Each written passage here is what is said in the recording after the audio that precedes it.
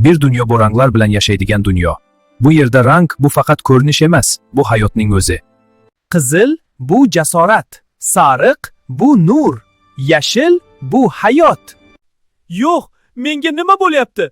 Va shu undan boshlab ranglar yo'qola boshladi. Bu oddiy narsa emas, bu hujum. Kimdir ranglarni yutyapti. Biz qochmaymiz. Biz topamiz.